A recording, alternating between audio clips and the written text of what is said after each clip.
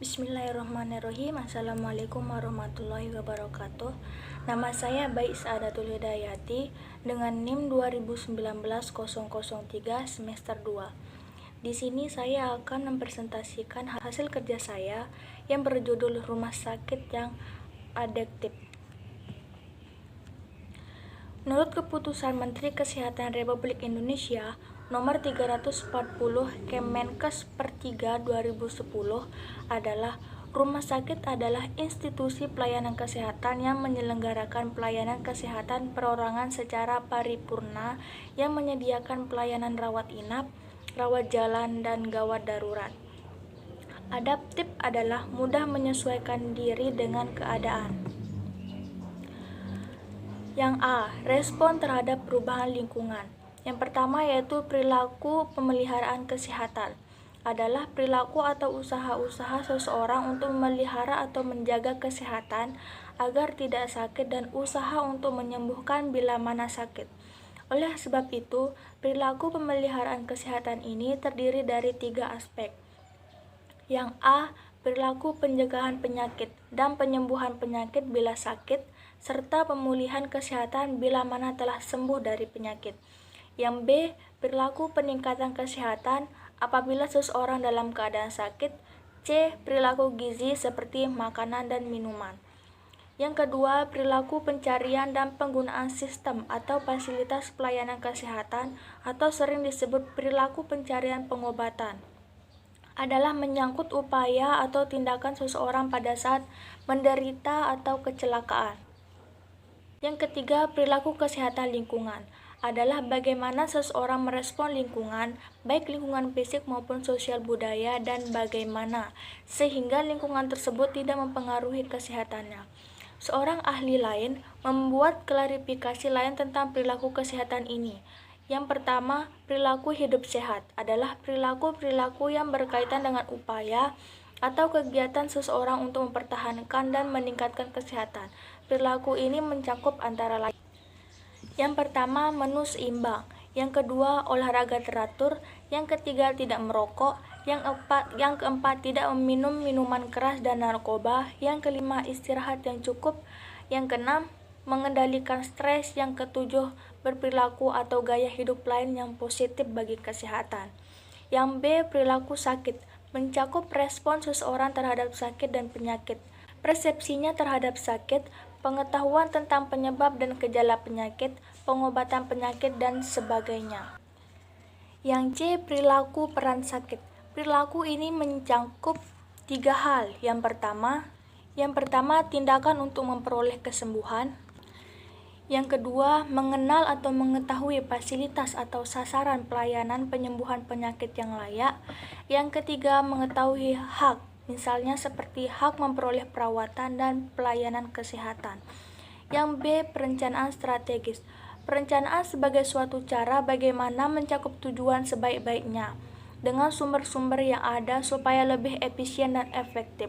Dengan demikian, maka terdapat 5 hal pokok yang perlu diketahui dalam perencanaan itu, yaitu yang pertama, permasalahan yang ada, yang kedua, ketersediaan sumber daya, yang ketiga, tujuan serta sasaran yang ingin dicapai, yang keempat, kebijakan yang ada, yang kelima, jangka waktu mencapai tujuan. Yang ketiga yaitu strategi pemasaran. Pengertian strategi promosi kesehatan. Promosi kesehatan diartikan sebagai upaya memasarkan, menyebarkan, mengenalkan, atau pesan kesehatan atau upaya-upaya kesehatan sehingga masyarakat menerima atau membeli, atau dalam arti menerima perilaku kesehatan atau mengenal pesan-pesan kesehatan tersebut yang akhirnya masyarakat mau berlaku hidup sehat. Strategi promosi kesehatan menurut WHO.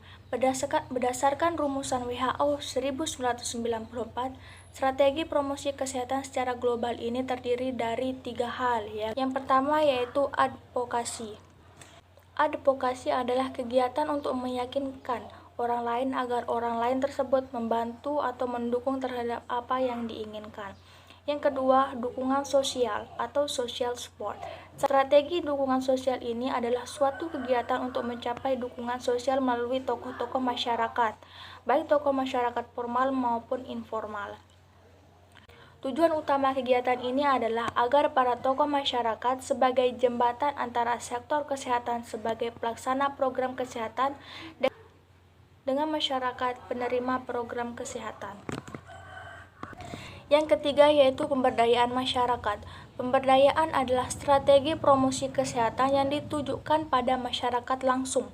Tujuan utama pemberdayaan adalah mewujudkan kemampuan masyarakat dalam memelihara dan meningkatkan kesehatan mereka sendiri.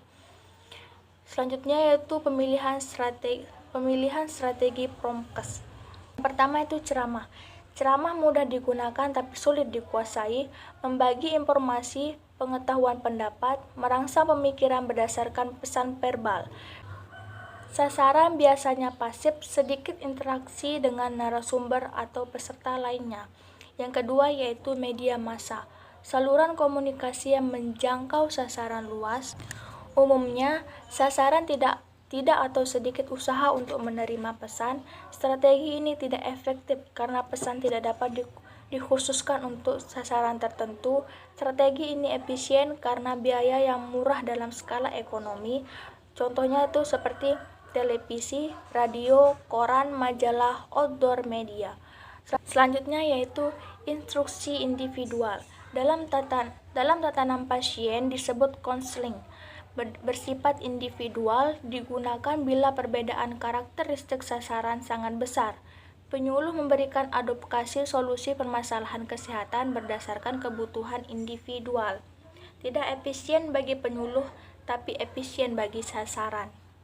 Selanjutnya simulasi. Simulasi adalah metode eksperimental di mana model situasi nyata digunakan untuk merangsang atau membantu proses pembelajaran.